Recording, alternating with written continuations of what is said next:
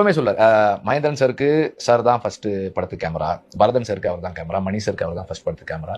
அதுக்கப்புறம் கேட்கும்போது மணிக்கு அப்புறம் யாரும் வந்து சொன்னவங்க யாரும் என்ன இன்ஸ்பயர் பண்ணலடான்னு அடிக்கடி சொல்லிட்டு இருப்பாரு.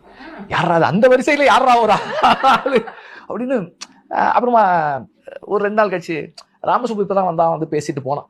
என்னடா இன்னைக்கும் பார்க்க முடியல, ஒரு மிஸ்ட்ரி மேனாவே இருந்தாரு. அவர் சொன்னாரு, டே அவன் சொல்றதெல்லாம் எடுக்க முடியுமான்னு தெரியல, எடுத்துட்டா அது வந்து இந்திய சினிமாவிலே ஒரு முக்கியமான படமா இருக்கும். அப்புறம் ரொம்ப பேசிக்கிட்டே இருப்பாரு.